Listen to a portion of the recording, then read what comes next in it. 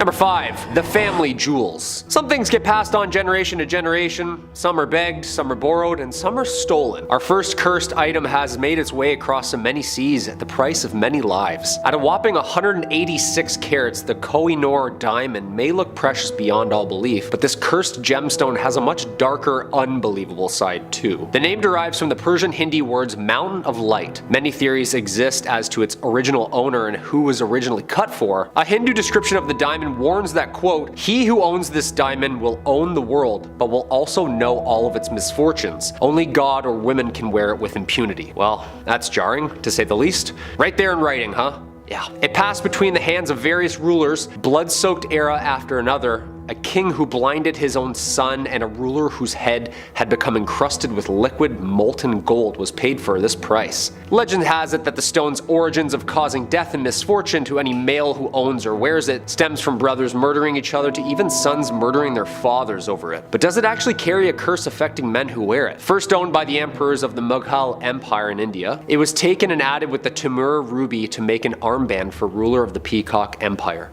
The diamond then went to Sikh Maharaja Ranjit Singh. After his death, his 5-year-old son Duleep Singh, the last Maharaja of the Sikh Empire, would be the last male who ever seemed to wear it. Since being owned by the British royal family, and oddly enough, it's only ever been worn by females.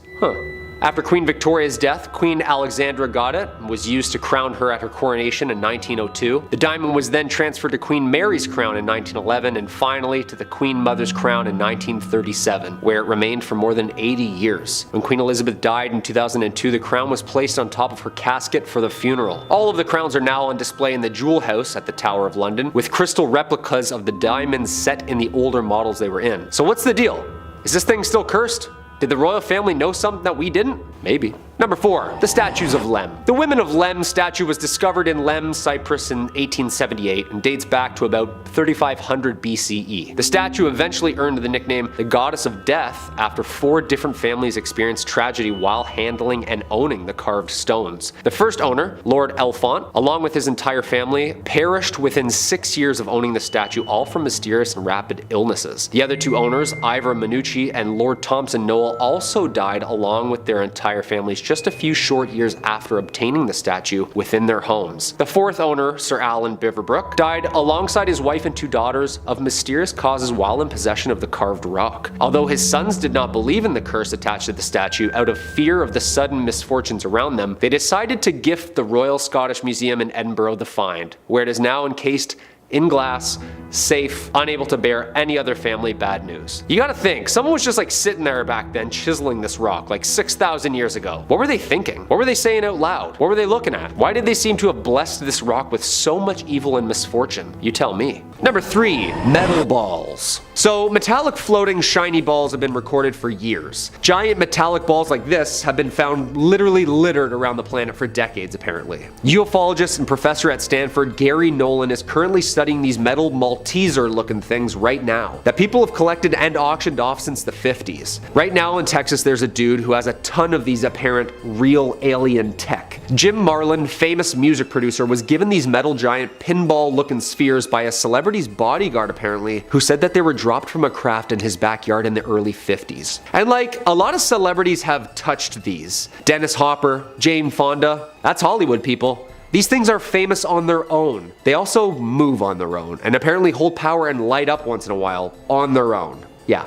That's not scary at all. Hey dad, after Survivor, can you just move your metal giant floating balls out of the living room? Yeah, mom asked me to ask you. In the 70s, the Betts family of Florida came across a small metal sphere the size of a bowling ball in the woods behind their house. Their first thought was the sphere was an old cannonball from a battle. They decided to take the sphere home, and when the sphere seemed to react to the sound of music in the house, making a throbbing, pulsating noise, later the sphere was even seen rolling on its own and would even stop and change direction in the house. Yeah, that's terrifying. Even the Navy went there and checked out these giant mysterious metal orbs. Every time I'm on Reddit seeing these like light orbs trucking around the skies, I can't help but think, is that them?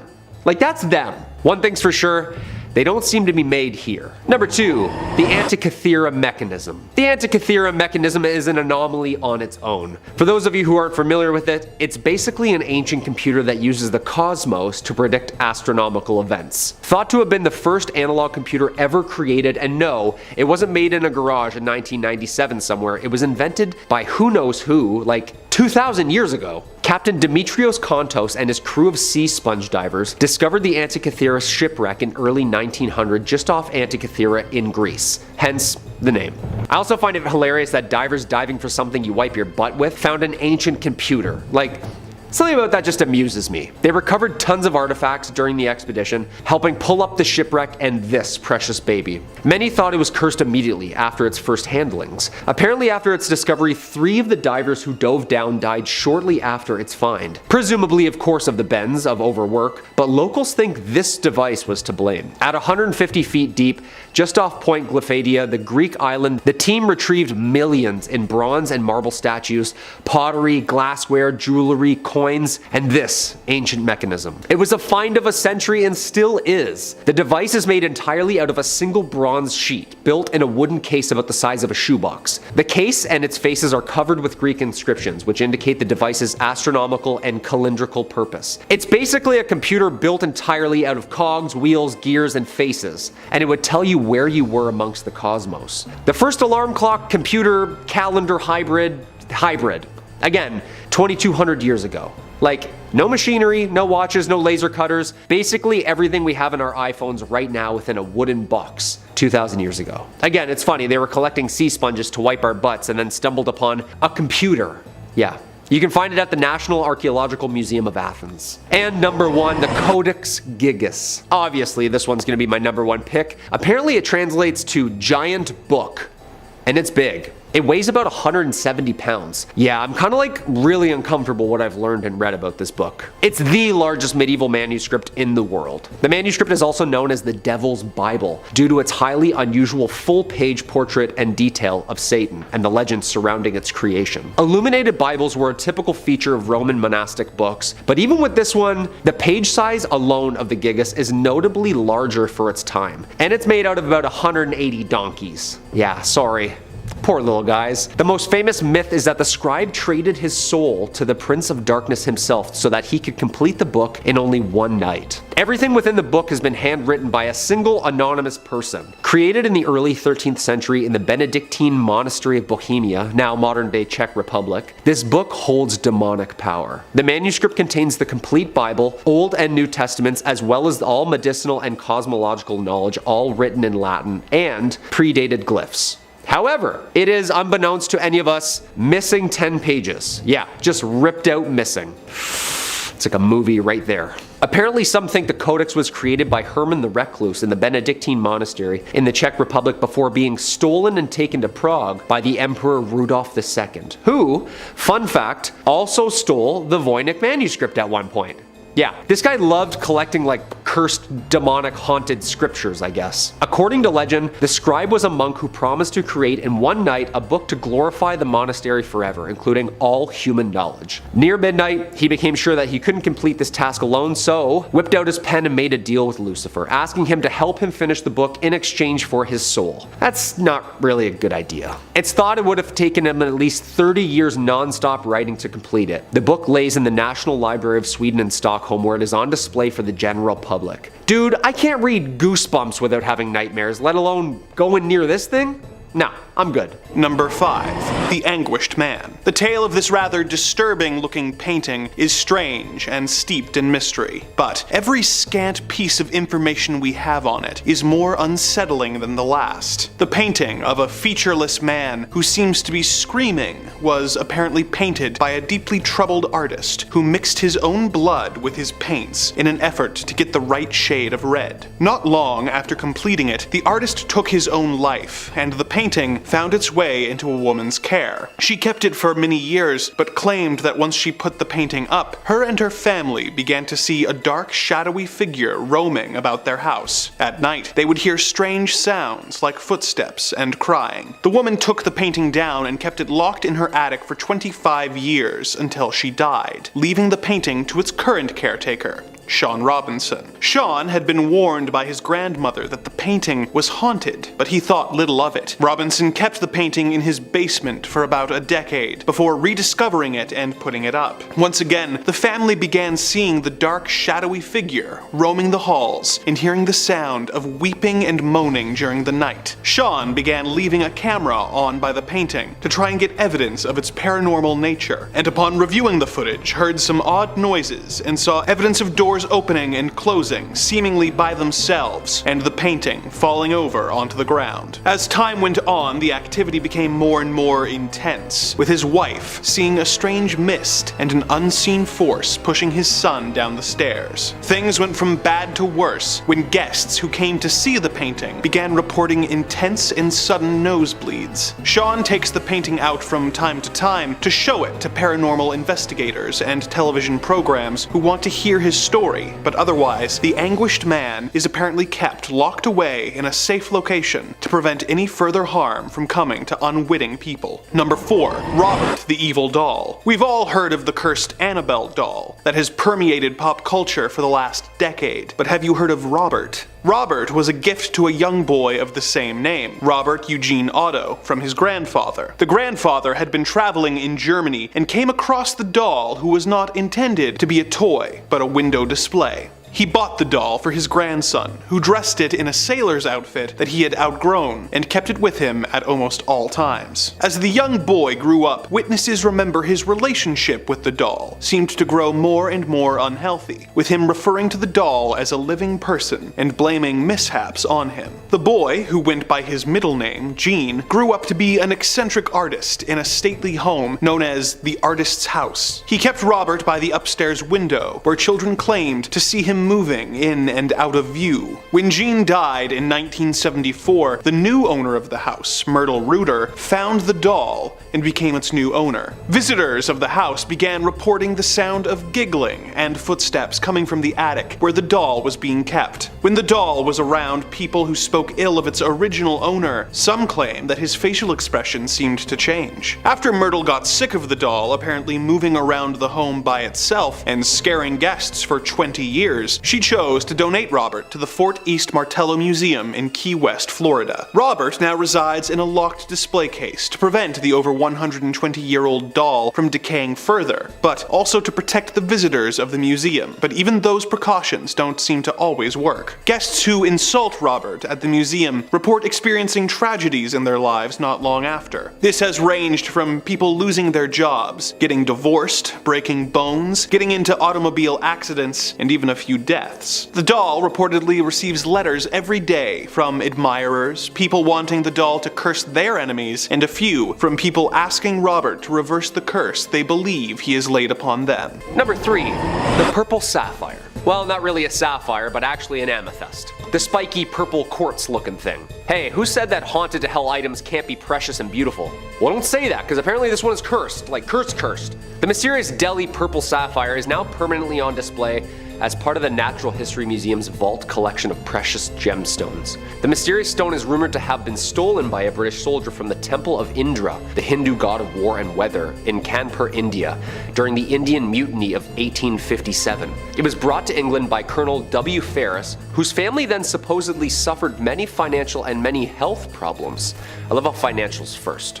The stone was given to Edward Heron Allen, a scientist and writer, in 1890, who claimed to have started having bad things happen to him and those who were lucky enough or unlucky enough to see or hold it. He came to the conclusion it was hexed with a curse, and eventually decided to have it stored away in a bank vault inside 7 locked boxes with a note of warning to anyone who dare handle it. Allen warned that the Delhi Purple Sapphire is cursed and is stained with blood and the dishonor of everyone who has ever owned it. Weary of its alleged powers, he kept it locked away in 7 boxes and surrounded by good luck charms. He also left strict instructions not to remove the amethyst until 33 years after his death.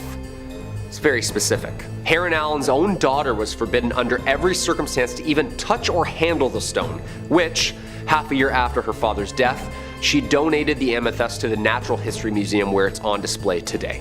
Okay, so his own daughter donated this thing. She didn't even want it. That's a little spooky. Now, I mean, he was a writer, and writers can exaggerate sometimes, but not giving it to his own daughter and her not wanting it at all after his death?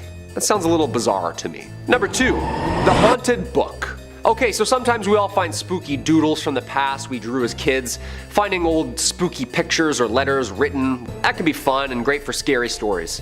Apparently I drew aliens a lot. Yeah, who'd have thought? This next item holds more than just letters though. It holds power.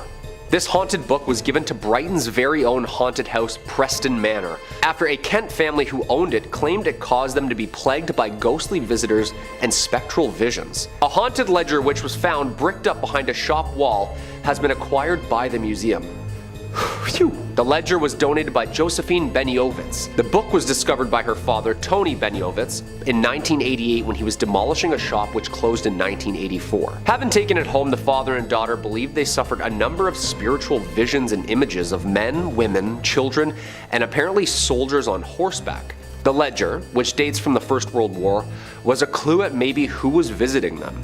The daughter was told by one of the spirits that the book must be returned to Brighton where its first entry was written, which was in December 1915. The terrified family delivered it to Preston Manor, which is known for its paranormal occurrences and spiritual events. A medium visiting the house inspected the book and confirmed that they could sense evil omens emanating from its pages.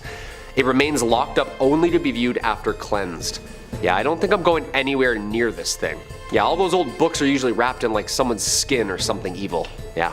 No thanks. And coming at the number 1 spot, the Iceman. This definitely had to be my number 1 spot. And it's not my favorite UFC fighter, Chuck Liddell. But this is the most terrifying find of all. Not really much of an item either, but more like a 5,000-year-old frozen and perfectly preserved human mummy that was discovered in 1991 in the Otsi Alps in Italy. Otsi, of course, is the name researchers chose to name the mummy for obvious location reasons. This frozen mummy is of a man who believed to have lived 5,300 years ago. Otsi is believed to have been apparently murdered before being frozen in its time. This is claimed after the discovery of an arrowhead found embedded in his left shoulder and various other wounds on his body. He also has multiple different DNA types on his clothes, suggesting he was in combat or in danger in his last moments. The nature of his life and the circumstances of his death need more investigation, but scientists believe he's Europe's oldest natural known human mummy, offering a very shiny new view of the Copper Age. A huge glacier surrounded him after he died of exposure and preserved his body in a mile-high ice cube. However, this is where it really gets spooky. Once unearthed, rumors of a curse surfaced too and grew stronger as people linked to him began to die, often in accidents or natural health problems. All in all, so far 7 deaths have been tied or loosely related to Otsi's de-thawing, including forensic pathologist who was killed in a car accident en route to give a speech about Otsi the Iceman, a mountaineer who died in an avalanche, a hiker who discovered the Iceman on a hike with his wife and later perished after falling down a treacherous path. A molecular archaeologist was found dead in his home after he was finalizing a book about Otsi. The head of the forensic team died of a heart attack, another discoverer died of a brain tumor, and another researcher perished of multiple sclerosis. Yo, say what you will about curses if you believe them or not, when people start dropping all involved in this one find, there's gotta be some sort of otherworldly connection going on here. Whatever the case may be, this find is one of the most scientifically precious and also one of the most spiritually terrifying. Should we study this mummy some more and unearth more mysteries of the past, or should we risk the lives of those who study it? Number 5 on this list is the Dibbuk Box. This is an evil box that tormented many people and even claimed some lives along the way. Zach Baggins writes, according to Jewish folklore, a Dibbuk is a dark spirit that takes over the bodies of living people and uses them for evil. Legend has it that a Dibbuk can be trapped inside of a box and prevented from causing mischief unless the box is opened, that is. Several years ago, the Dibbuk box came up for sale on eBay. The seller listed a vintage wine cabinet that came from the estate of a woman who survived a World War II concentration camp. The seller, an antique dealer named Kevin Manis, claimed that the first owner's granddaughter was terrified of the box, warning him that her grandmother said it held a Dibbuk. After buying the cabinet, he was plagued by a series of unfortunate events and recurring nightmares of an old hag that would brutally attack him, causing him to wake up with bruises on his body. He also experienced an overpowering stench of cat urine in his home. Tragically, his mother suffered suffered a stroke while opening the box. Not surprisingly, he decided to get rid of it. The box eventually ended up in the hands of Missouri Medical Museum director Jason Haxton, who was skeptical about the powers attributed to the box. He soon changed his mind. After acquiring the box, he began to experience a series of medical maladies, including bleeding eyes and strange rashes. He also began to dream of being attacked by an old hag and would also awake with bruises on his body. Kevin Mannis told me that while the box was in Haxton's basement, a man died there and his body was found lying next to the box. He eventually became so unnerved by the box that he reached out to scientists and rabbis who instructed him to build a wooden ark lined with 24 karat gold, place the box inside, and bury it in the ground. Now, this actually wasn't the end of the story for this box. The box was eventually dug up again and then later donated to a museum. This was after it had tormented a few more people, mind you, though. Now it's fully encased in a glass covering, but even that doesn't stop the evil spirit from coming after people. Many people who have visited this box have reported having serious episodes in the room while they're looking at it. Whatever spirit is trapped inside this box, it is clearly an extremely powerful one. The box remains on display at the museum, but I wouldn't recommend going to check it out if I was you. Number 4 on this list is the Devil's Rocking Chair. The Devil's Rocking Chair is actually from one of Ed and Lorraine Warren's most famous case, The Devil Made Me Do It. Zach Baggins writes, the horror began in July 1980 when David Glatzel, 11 years old, became possessed by a demon. One night he woke up screaming, claiming that he had been visited by a man with big black eyes,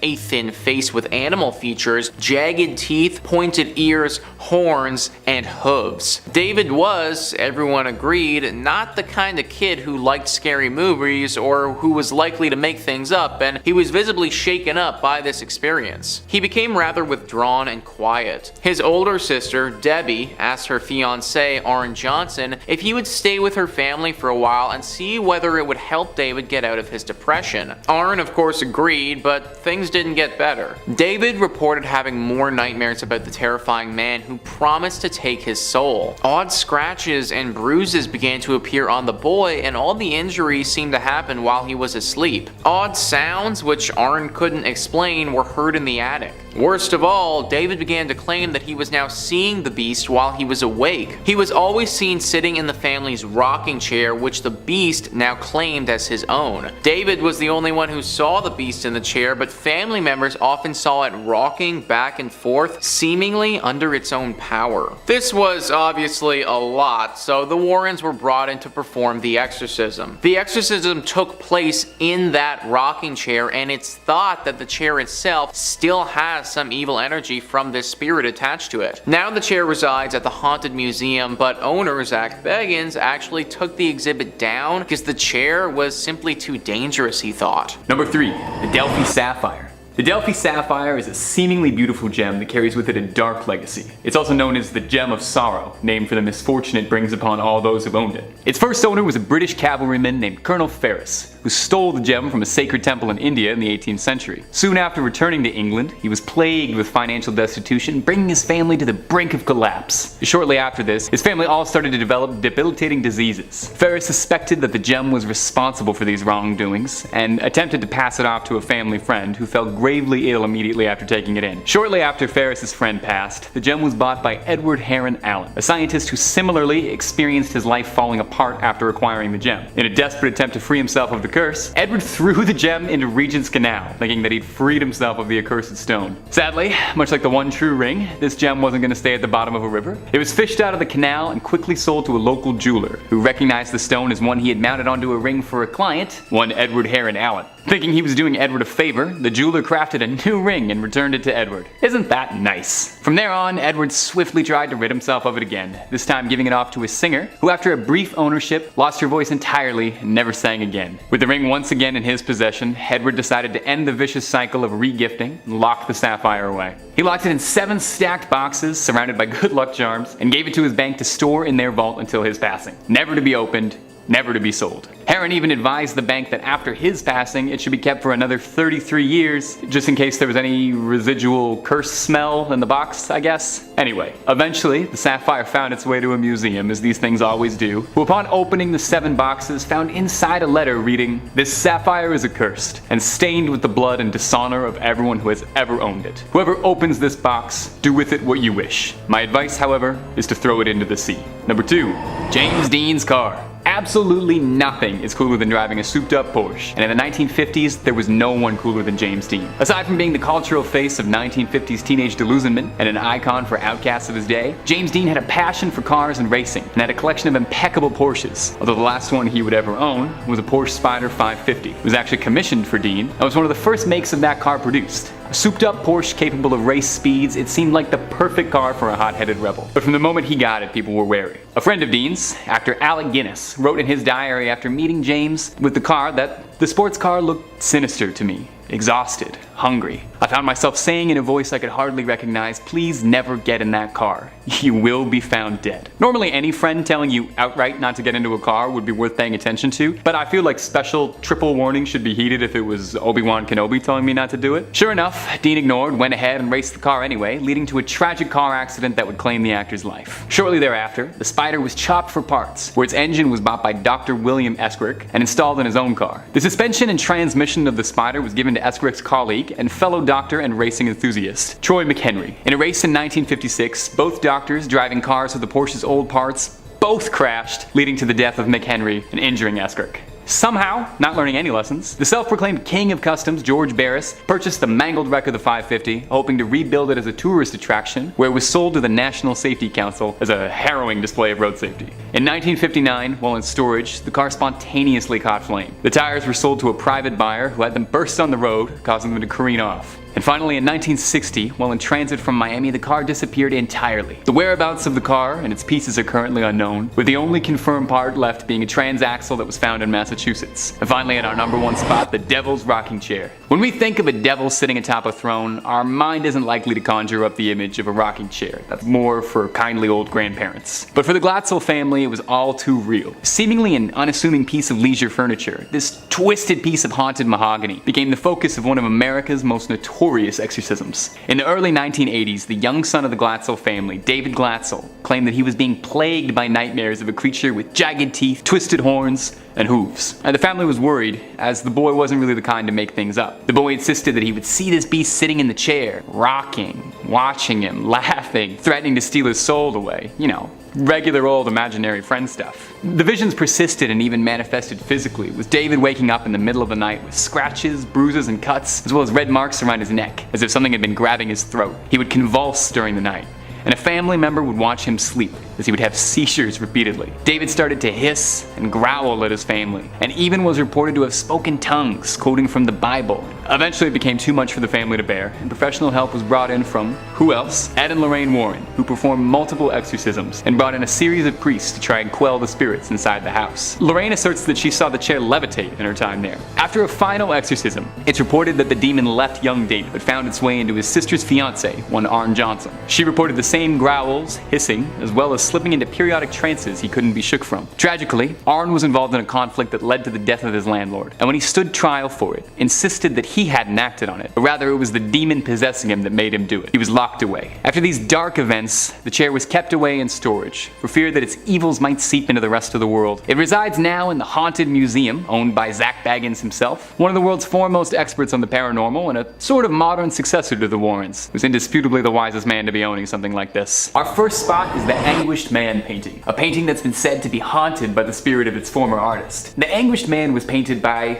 we have no idea, actually. Fittingly, for something like this, its true origin is a mystery, but it's been said that it was painted with a mixture of the artist's own blood and paint, which explains that delightful crimson hue. The artist disappeared after painting it, and in 30 years, no one has been able to trace its origin to anyone. The earliest recorded history of the Anguished Man comes from a woman in North England who owned the painting after receiving it as a gift, and understood that there was something deeply, deeply wrong with it, but kept it anyway, I guess. After years of having it in her possession, she gave the relic off and passed it on to her grandson, Sean Robinson. Once the painting found its way into Sean's possession, he reported consistent hauntings from it, claiming that at night the painting can be heard screaming, writhing, loud noises, the painting falling off the wall in the middle of the night, and even going so far as to claim that he's seen the canvas itself twisting. Locking the painting in his basement, but feeling a compulsion to keep it locked to study it and possibly keep it safe from the outside world, Sean has recorded several videos of the Anguished Man in action if you feel like you've been getting too much sleep lately. While some skeptics might doubt that the Anguished Man is actually haunted, there is absolutely zero doubt that the painting itself is as fascinating as it is terrifying. Robert the Doll. At first glance already seems a bit unsettling, between his empty smile and the blank expression of the pet sitting on his lap. If only it ended there. Legend has it that this century-old doll is home to a malevolent spirit locked away. It's been said that misfortune comes to those who don't respect him or insult him. Robert's story begins over 100 years ago, and his true origin is somewhat disputed. It's agreed that he was owned by Robert Jean Otto, who received it as a boy, but some people claim that it was a gift from his grandfather, while locals prefer to claim nefariously that the doll was given to Robert by a servant of the house who hexed it out of resentment. Whatever the case, Robert brought trouble with him. The real Robert, or Jean as he went by, would refer to the doll as if it was a living entity, claiming that it had a will of its own. When things around the house would break, like the rest of Jean's toys being destroyed, he'd claim that Robert had done it. The family would find Jean in the middle of the night, wailing, surrounded by overturned furniture, claiming once again that Robert had done it. People would claim to see Robert out of the windows, appearing and disappearing at seemingly random times of day. While Jean no longer owns Robert, of course, Robert lives in the East Martello Museum in Florida, where it's said that even locked up he still causes havoc, causing electronics to malfunction and go haywire. Employees have reported sleepless nights, strange noises, streaks of bad luck after spending time around Robert. The museum claims too Robert gets 1 to 3 letters a day from people asking for forgiveness or asking him to place a curse on others. If you're ever in the area and you feel like checking in, just make sure you're respectful about it, okay? You never know. Number 3 on this list is the Tai Jin mask. We have another cursed item from eBay here that can certainly have its benefits, but also have its drawbacks as well, if you aren't careful with it. Mental Floss says the person selling this mask claims that they personally witnessed a witch in Thailand capture a jinn, or genie, in it. Among the mask's alleged talents are the ability to bring the owner riches and the ability to keep vampires away. Both are useful skills, but they come with a price. You must make offerings of food and drink to keep the jinn happy. Not to mention the fact that for the first month you have to meditate on his name 3 times a day for 20 minutes each. So here's my thing. Riches and the ability to ward off vampires, that sounds cool, I like it. I mean, who wouldn't want to have a magical mask that can make you rich? That'd be awesome. Granted, there is that whole other thing too. This is a jinn, and even though that's really cool, I don't want to fall into a trap of fully trusting this thing. Genies are very tricky. They say one thing, you take it at face value, but they mean something else entirely. So this thing might say something and make you believe that you're getting rich, and then totally flip the script on you and have it mean something else. Also, let's not forget that if you mess up a little bit and don't offer this thing food or water or meditate on it 3 times a day, then it will probably choose to respond decently badly to you. These are all risks that I personally don't think I'm willing to take. Also, here's my other thing. Like, if this mask is gonna give you tons of riches, then why is somebody selling it on eBay? Why would you need to sell this thing if you're already super rich based on the mask? And if it was that great, then wouldn't you want to keep it? I don't know, just some stuff to consider before you pull the trigger on this thing. Number 2 on this list is Lisa's shoes. Lisa was a young girl who lived back in the Victorian era a long time ago. Now apparently she died way too soon. We think it was sepsis, but we don't really know when she died or why she died for sure. All we know is that she was taken from the earth way too early. Mental Floss says, said to contain the spirit of a little girl called Lisa, these shoes were found by someone who was curating their late aunt's estate, tucked in a nursery closet alongside various Victorian clothes and toys. They suspected they were haunted, the seller writes, since there was a lot of knocking in the nursery closet. If actually possessed, tap dancing might wake one up in the middle of the night. The noise wasn't the only indication of the shoes' otherworldly nature. The house they were found in was rumored to be home to a number of ghosts, including that of a woman who had murdered her baby there in the 19th century, and the spirit of a 9-year-old girl who died of sepsis. So if you're the type of individual who likes to fall asleep to the sound of cursed shoes dancing all over the floor, then I guess this is for you. I don't know how many of those people are out there, but hey, no judgment here. I personally do not have any interest in purchasing some cursed shoes, but that's just me. Apparently, if your heart really does desire such a thing, then a few clicks on eBay is all it's gonna take. And finally, number 1 on this list is the Anguished Man painting. The Anguished Man painting has been something that we've talked a decent amount about on this channel when it comes to haunted and cursed paintings. Well, you can buy this haunted / cursed painting on eBay if you wanted to do so. The seller of this oil painting describes it as a horrific paranormal portrait. The artist is unknown, but according to its owner, the artwork may be responsible for a number of spooky goings on around the house. Since owning this painting, I've experienced a number of strange paranormal events that cannot be easily explained, the seller writes in the listing. These include hearing disembodied footsteps from elsewhere in the house, the sound of bird songs appearing out of thin air in the living room, and finally observing a heavy metal door latch lift by itself and the kitchen door open by itself. So that's a hard pass from me, guys. Not only will this painting curse you and your home, but also, like, really isn't that great of a painting to begin with. I mean, I don't want to disrespect the artist here. I'm sure that they had a great vision, but I don't really want to have a picture of a screaming dude in my home just looking at me all the time. Even if this thing wasn't haunted and was just totally normal, that would still scare the bejesus out of me late at night when I'm half asleep going to get a glass of water or something. If you are about it though, then hit them up on eBay and you can get the Anguished Man painting in your home today. Number 5. The Bassano Vase. When we think of cursed objects, we start to go through the classics, you know, haunted dolls, haunted paintings, even the old haunted diamond. You don't tend to think of haunted glassware. Well, let the Bassano Vase introduce itself. A seemingly unassuming piece of home decor, this sinister flower pot carries with it a deadly curse and legacy. First crafted in the 15th century, the Bassano Vase was given to a bride as a wedding gift in Napoli, Italy. The day of the wedding, the husband couldn't find his betrothed anywhere. Upon returning home, he found her on the floor, clutching the vase. After her funeral, the vase was given out to one of her family members, who then fell ill within days and had passed away. Of course, no one assumed the vase had anything to do with it, why would it? Despite a suspicious trail already starting to form. The third person to inherit the vase also ended up passing away mysteriously. Well, after the third mysterious death in months, the family contacted a local priest for advice on their situation, and he gave them some reasonable advice. Bury it on hallowed grounds, where no one would find it again. It lay dormant until it was dug up in 1988 by an amateur antique hunter who sold the vase off quickly, restarting the treacherous cycle where it traveled once again, ending lives mysteriously and ruining an otherwise nicely decorated living room. After its revival, it was brought to the attention of local police. They tried to pass it off to museums or cultural sites, but understandably, no one wanted anything to do with the wretched pot. So with nowhere else to turn, legend goes that the police returned it where they had once been found, buried deep beneath hallowed ground. Hopefully a little bit deeper this time. Maybe in a lockbox with 3 padlocks and throw away the keys into the ocean. You know, just to be safe. Are you enjoying yourself, my little ghouls and goblins? Click the subscribe button down below for daily frights from Top 5 Scary. Number 4. The Iceman. The Iceman cometh for us all. In 1991, on the peak of the Otsi Alps in Italy, a pair of mountaineering tourists came across what they thought was a deceased hiker, which in a grandiose sense was kind of true. Not a recent passing, however, because the Iceman in question was dated from 3000 BC. The nature of his passing is unknown, so the criminal could still be out there at large.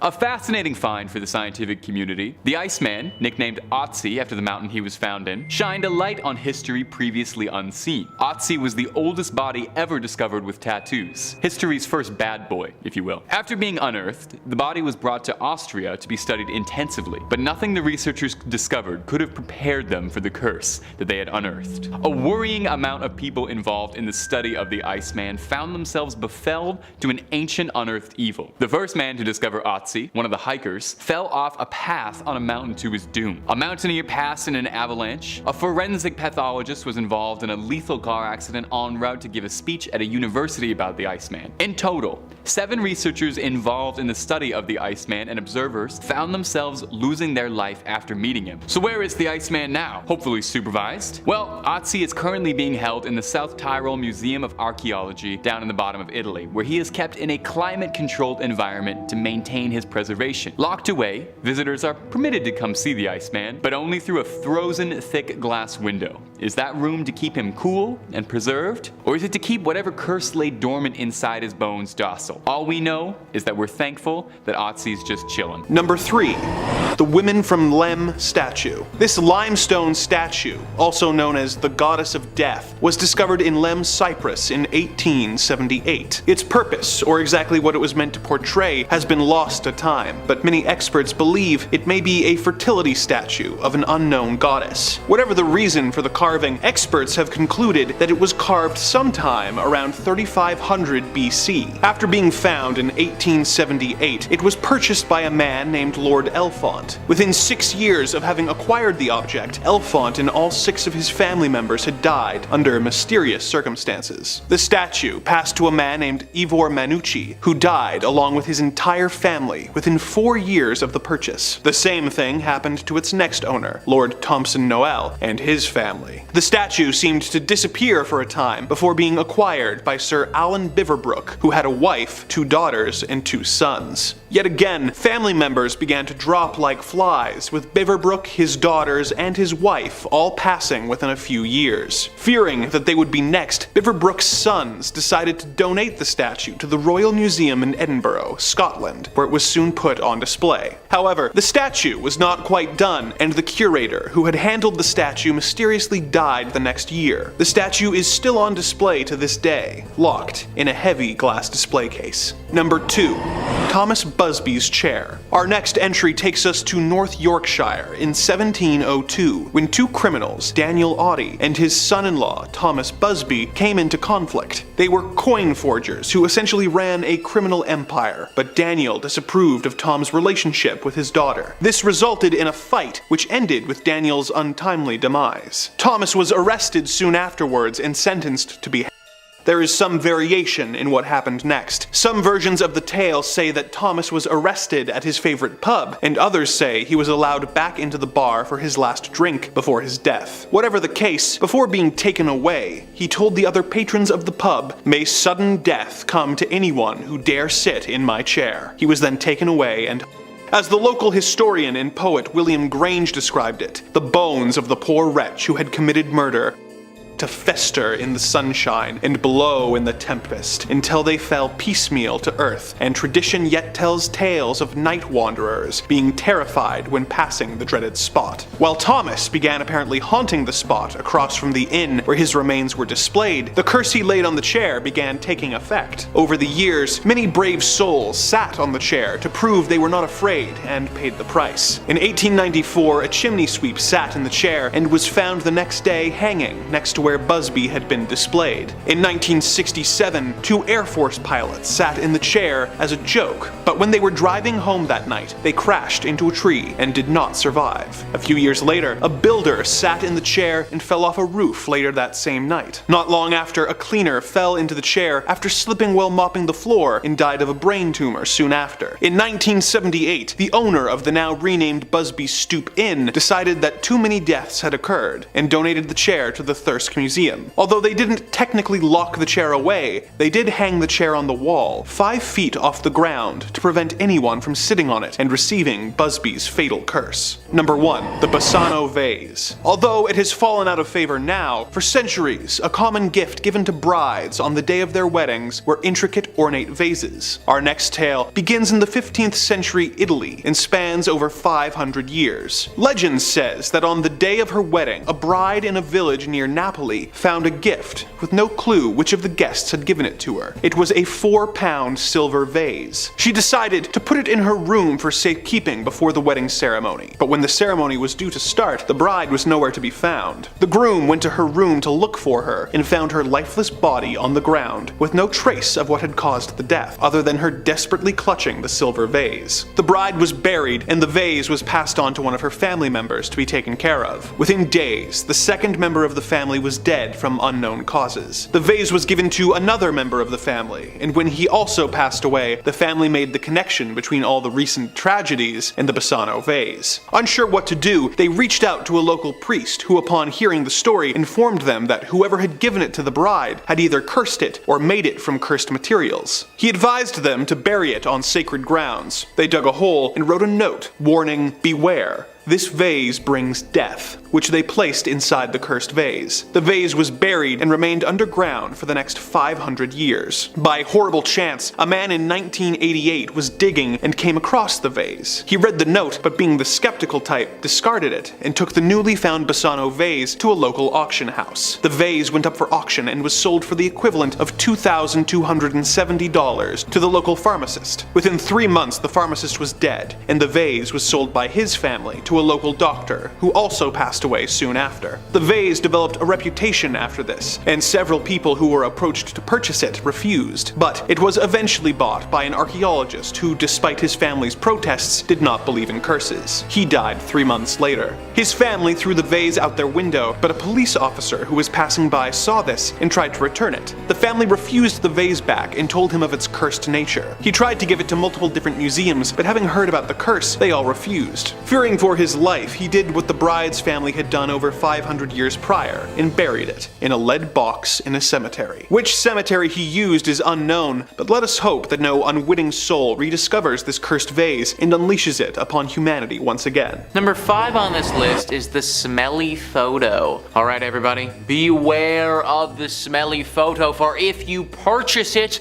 then you'll be cursed with a horrible smelling odor for all of eternity. Alright, so maybe it's not that dramatic, but apparently this is actually a thing. Mental Floss says this historic daggerette type is reportedly inhabited by a Victorian gent named Martin. It was initially found in the eaves of an attic, and its owner would bring it out for guests to see. Eventually, people began to notice that certain smells would mysteriously appear and just as mysteriously disappear, such as the scent of roses and cigar or pipe smoke, or even the odor of smoke from a wood fire, the seller writes. When questioned with a Ouija board, the spirit inside was sometimes talkative and even playful, but other times reticent. But some spooky things started happening in the house, like objects disappearing or being moved, and footsteps and whispers faintly heard. These strange goings on became more frequent until finally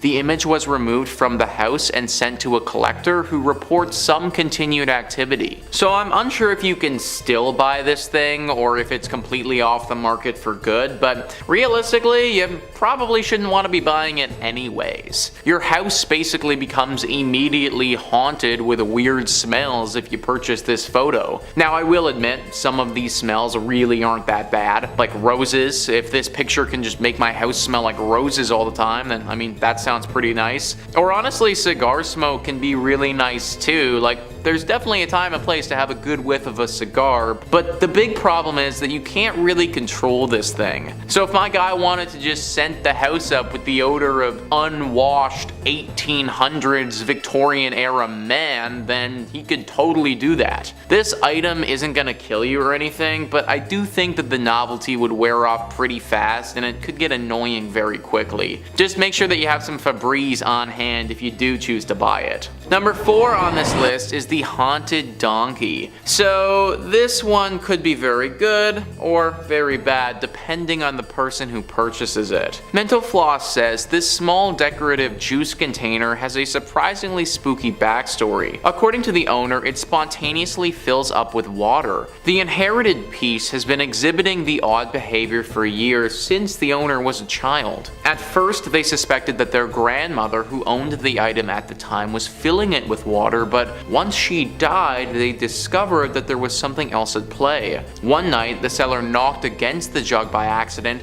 and noticed it sounded like it had liquid in it. When I investigated, I found that there was indeed water in it, they wrote. I thought maybe it was a mistake, they explained, but it's happened sporadically ever since. I'm not scared or anything, but I'm just not into the type of stuff. I wish my Nana well in the afterlife, but it's just not for me, they said.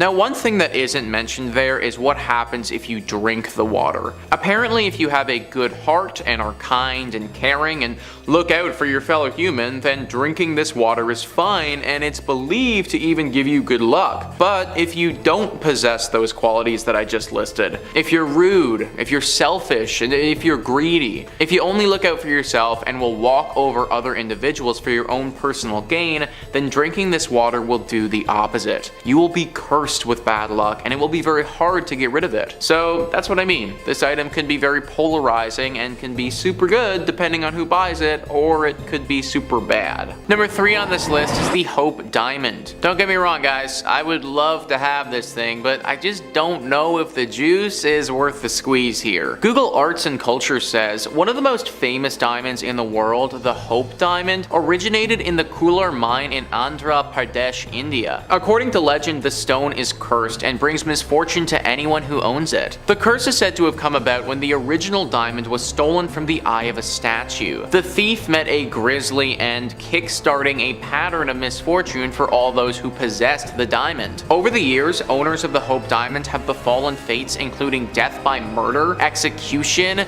they've taken their own lives, bankruptcy, and imprisonment. Thankfully, the curse seems to have been lifted when the diamond was donated to the Smithsonian in 1958. Now, I don't really buy into the fact that this curse is lifted, in my opinion. Like, literally, if you own this diamond, then you die or someone you love dies. That's what's happened throughout history. In the best possible case scenario, you just get hit with like horrible luck and lose all your money or some other horrible thing. There just really isn't any good way to spin this. Owning the Hope Diamond is pretty much a horrible idea. Number 2 on this list is the Unlucky Mummy. Do not get on a boat if said boat is also carrying this mummy. Google Arts and Culture says the Unlucky Mummy isn't actually a mummy, but the mummy board or coffin lid of a high status woman who lived in around 950 to 900 BCE. Discovered in Thebes in the 1800s, the 4 young Englishmen who first purchased the mummy all died in unfortunate circumstances. Rumors of the curse soon spread, and in the early 20th century, journalist William Thomas Stead wrote an article on the jinxed artifact. Stead went on to be one of the passengers on the doomed Titanic. It's said that he told stories of the curse in the run-up to the disaster, with many believing that the mummy itself caused the ship's watery end. Today, the Unlucky Mummy is on display in the British Museum. The Titanic was supposed to be unsinkable. Enter in the Unlucky Mummy, and boom, now the unsinkable ship goes down. Maybe it's a stretch to say that this thing caused the literal Titanic crash, but I can at least guarantee that it probably didn't help. At least this thing is now locked up in a museum very much on land and not connected to any boats that I know of. And number 1 on this list is the Hands Resist Him painting. I'm all about having some cool, groundbreaking art, but this painting definitely crosses the line. The lineup says there is no doubt the painting is disturbing. It shows a young boy standing next to a girl doll with hollow eyes and a sad, downturned mouth. The doll is holding a strange device with wires coming out of it. The eeriest part of the painting are the many disembodied children's hands reaching toward the boy through the glass panels of a door just behind him. But even more disturbing than the painting itself are the stories of what has happened to people who come in contact with it. A few years after the painting was sold, the art critic Henry Seldes died. Then the gallery owner died. Then in 1984, John Marley died. The painting disappeared, not surfacing again until 2000 in a bizarre posting on eBay. The new owners were trying to sell it because they said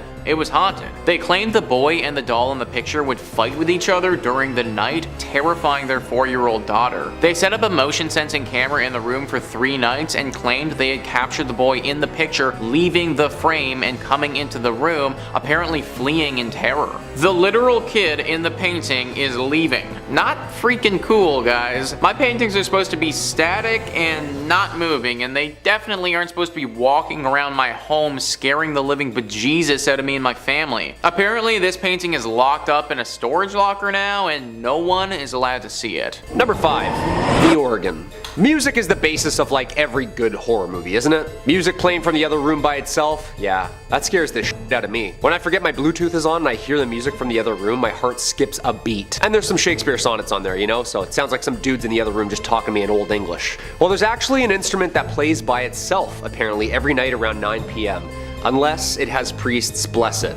to keep it only wood and ivory. Apparently he likes to play a little number or two from the other side. Residing in the Warrens Occult Museum in Monroe, Connecticut, Ed Warren, the husband of the famous demonologist duo, apparently likes his classic music. Well, not live, I should say. He obtained the organ apparently after authorities cleaned out a haunted house owned by Reverend Eliakim Phelps in Stratford, Connecticut. Somebody from the authority at the city of Stratford reached out to Ed asking him if he'd be interested in obtaining a musical instrument in which needed some special handling. Nothing like a dusty old haunted organ, like the old hockey games and churches organs, you know? Apparently one night Ed was woken up by the sounds of the chords of the organ being played. It was late at night, so naturally Ed thought maybe someone had broken in and was fiddling downstairs with the instrument. Ed went down to check it out, and as soon as he entered the museum where the Warrens' haunted items are kept, the organ would just stop.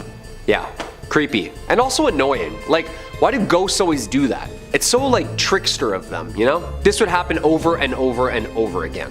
The organ finally stayed quiet semi-permanently when after the Warrens asked a priest to bless the organ on a regular basis. Apparently it needed to be continuously cleansed or else the mysterious pianist would start their eerie tune again. Yeah, organs have to be the scariest instrument on this planet. So Halloween-y sounding, you know what I mean? And so Dracula-ish. Toccata in D minor, just... Number 4, the wedding dress. Your wedding day is supposed to be the happiest day of your life, isn't it? Dressed to the nines, till death do us part, cake smashed into your face, yada yada yada, and of course, that iconic wedding dress, you know? Yeah, it's tradition. So what's this wedding dress doing in the Warrens Occult Museum then? Well, the official story behind the white gown in the Occult Museum is that of the White Lady of Union Graveyard. She has been spotted for decades. Many claim they have seen the lady in white at Union Cemetery. She's said to walk the graveyard at night, and locals tell us they've also seen her on nearby roads. Union Cemetery sits just off the junction of routes 59 and 136 in Easton, Connecticut. The legend goes, it's the home of a spiritual entity that allegedly walks the property. I can tell you that now for a fact that this place is haunted. It's one of the most haunted places around, said Lorraine Warren herself. Yeah, and she's seen some stuff in her time. One of the most infamous encounters is that late one night a man was driving down Stepney Road in his pickup truck just past Union Cemetery. Out of nowhere, a woman in a white dress appeared in the middle of the road. The man couldn't slow down in time and struck the woman head on. When the man screeched to the side of the road, there was no sight of the woman he had hit. Apparently this happens more often than you think on that road. Whoever she was, apparently the couple has her dress locked in the Museum of the Occult Finds and deems it spooky enough to leave it alone. Number 3 on this list is the Screaming Skull of Burton Agnes Hall. The Screaming Skull of Burton Agnes Hall wasn't necessarily from a tomb, but it was recovered from a grave, so I think it still counts in this criteria. Burton Agnes Hall was built in the 17th century in Yorkshire. It was built by Sir Henry Griffith, who had 3 daughters he loved very much.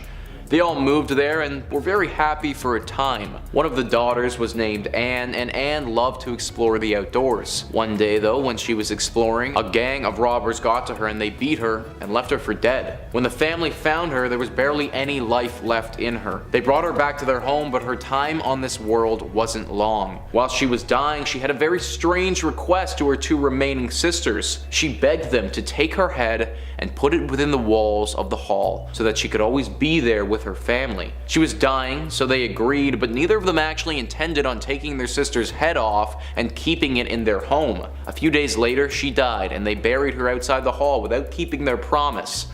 This was a big mistake though. After she was buried, strange noises and banging sounds started happening all over the hall. Screams and crying could be heard throughout, and moans the family couldn't ignore. Eventually they gave in, dug Anne up, and took off her head. They brought it into the hall and the disturbances, they stopped. But years passed and the ownership of this hall changed. The new owners, they had no interest in a dead girl's skull in their home and got rid of it, but sure enough, just when they did, the noises and the hauntings started again. Over the centuries, people have tried and tried again to rid themselves of this skull many times, but eventually they always cave and they have to bring it back in. The skull truly is cursed, and it must remain inside the home at all times if you ever want any peace from Anne's spirit. Number 2 on this list is King Tut's statuettes.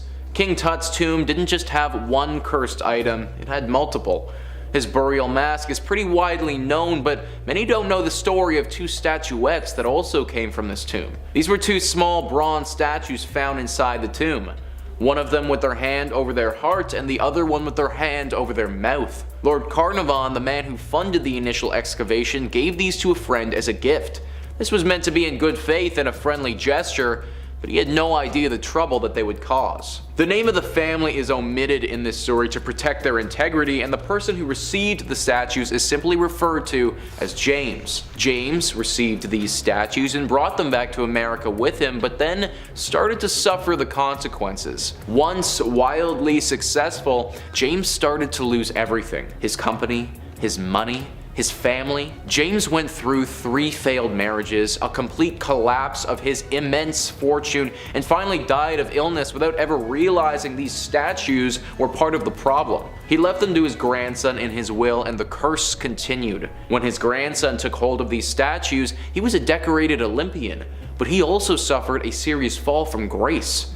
Injuries, other accidents, and failed business ventures plagued the grandson from the second that he took hold of these statues until finally he called the museum. He donated them to the museum so that they could be put with some of the other King Tut pieces and the curse could finally be lifted from his family. Now, it's certainly possible that this was all a coincidence and this family just got down on their luck at the wrong time, but anything involving King Tut has the potential to be cursed, and I wouldn't be surprised if these statues were part of that. Number 1 on this list is the Unlucky Mummy. The Unlucky Mummy is an ornate wooden coffin that was found in an ancient Egyptian tomb. This coffin's preservation was remarkable for how old experts thought that it must be. The coffin was said to hold the remains of ancient Egyptian princess Amun-Ra. The legend says that in 1890 some British men stumbled upon this casket at an Egyptian excavation site. There were 4 men and they all suffered greatly right after coming in contact with this coffin. The first man, who initially took ownership of the coffin, was seen leaving his hotel and walking straight into the desert to never be seen again only after 1 day of possessing said casket. The second man on the very next day was accidentally shot and had to have his arm amputated. The third man, when they did eventually get back to Britain, returned to see that all of his life savings were gone. And the last man died from disease shortly after the discovery of this artifact. And just like that, the curse of the Unlucky Mummy began. Now, there are some misconceptions with this mummy. Some people believe that the Unlucky Mummy got put onto the Titanic ship and that's what caused the Titanic to sink. That was never the case though. In fact, once the coffin got to Britain, it's never left. That doesn't mean that this thing isn't still cursed though. It currently resides at the British Museum in London. Since its arrival there, other rumors about this ancient artifact have come out, such as the untimely death of writer Bertram Fletcher Robinson. He was convinced that there was no curse surrounding this coffin. In fact, he even wrote extensively on that topic, but then he died shortly afterwards. Incidents like this have happened all throughout history, further solidifying the curse around this coffin. With everything that's happened to it, the term unlucky might just be a bit of an understatement. Number 5 on this list is Robert the Doll. Robert the Doll is one of the most haunted and cursed dolls on the entire planet. Ghosts and Gravestones says the story of Robert the Doll dates back to the early 1900s when a young boy named Eugene Robert Otto was given a one-of-a-kind handmade doll by a servant that worked for his parents in his home. Eugene, who everybody called Gene, named the doll Robert and quickly became attached to his new friend. The home where Eugene lived, now called the Artist's House, is located at 534 Eaton Street and was built between 1890 and 1898. It was here that Eugene was given Robert the Doll and where a friendship that lasted throughout his lifetime and beyond was forged. While he seemed like an ordinary cloth doll, it wasn't long before Robert was involved in strange and somewhat terrifying events. The first hint that something out of the ordinary was happening was one night when Gene, who was only 10 years old, awoke to find Robert the Doll sitting at the end of his bed, staring at him. Moments later, his mother was awakened by his screams for help and the sounds of furniture being overturned in her son's bedroom. Jean cried for help, begging his mother to rescue him. When she was finally able to wrench the locked door open, she saw poor Jean curled up in fear on his bed, his room in shambles, and Robert the doll sitting at the foot of the bed. And all the child could say was Robert did it. Now, this was the first instance where Robert was acting up, but there have been tons of experiences since then where this doll is just doing things that really shouldn't be doing. He now lives in East Martello, where visitors flock to see him, although it's a bad idea. There are letters and notes all around Robert from people that have come to see him, all begging for Robert's forgiveness. Apparently, taking a picture of Robert without his permission will cause him to start to haunt you. This curse has affected hundreds to thousands of people, and they all usually end up coming back to Robert begging for freedom from this curse. At this point, paranormal investigators have learned that messing with Robert really isn't the best idea, and just leaving this doll alone, probably the smartest thing to do. Number 4 on this list is the screaming skull. Last I checked, if there is no meat on the bone, then a skull shouldn't be screaming. That's kind of what's going down with this one extremely haunted skull in Burton Agnes Hall, England. Instablog says, what if you touch an object and then you hear terrible, deafening screams? That is precisely what happens when you touch this skull at an Elizabethan manor in England. Burton Agnes Hall is the house of Catherine Ann Griffith, who was brutally murdered by numerous bullies in 1620. Her skull still rests inside the house. Why? Because whenever somebody tried to take it out of the house, what happened next terrified them to the bone. People who have tried to touch or disturb that skull have reported seeing a scary ghost walk in and utter a deafening scream. This scared the people so much that they actually ran out of the house in terror. If you're up for a scary challenge, then this might be your chance to prove your mettle to the world, but for the weak-hearted ones, it's wise to stay away. And yeah, guys, I mean, I agree with that article right there. Probably best not to mess with this thing. I mean, a bunch of paranormal investigators won't even go here anymore. If a bunch of paranormal investigators think that this area is too scary for them, then sorry guys, I'm tapping out. It's way too scary for me too. Number 3, the statue of Osiris. And speaking of ancient Egypt, we arrive yet again at something stolen. The statue of Osiris. In 1971, during an excavation in Saqqara, Egyptologist Walter Bryan Emery found a small statue of the Egyptian god of death, Osiris. He and his assistant returned to the dig site's office in a nearby village as Emery took the statue of Osiris with him. Once at his house, Emery went to the bathroom to shower, and after moments, his assistant began to hear Emery screaming. He found him clutching the sink, clearly experiencing some kind of trauma. His assistant said that Emery stood there paralyzed. I grabbed him by the shoulders and dragged him onto the couch. Then I ran for the telephone. Emery was diagnosed with paralysis of the right side of his body and was unable to speak. He actually died the following day. Talk about curse of the pharaohs. It's been said that there was a possession of a Canadian woman who believed her home had also become haunted by said statue. The woman gave it to the Ontario Museum, which returned it home to Egypt. Have we seen this video of said statue moving on its own? Like, this is from a Manchester museum, and this thing is just moving on its own all day. Yeah, this god's pretty powerful, and this stuff needs to be respected, you know? And returned. Like, you can't just steal stuff and throw it up in a museum overseas. Especially the stuff that clearly says in hieroglyphics, do not remove this, you will be cursed. We're uncovering more and more buried Egypt every day. Just please be respectful and leave the stuff alone after discovering and documenting it. And whatever you do, don't play any more instruments, okay?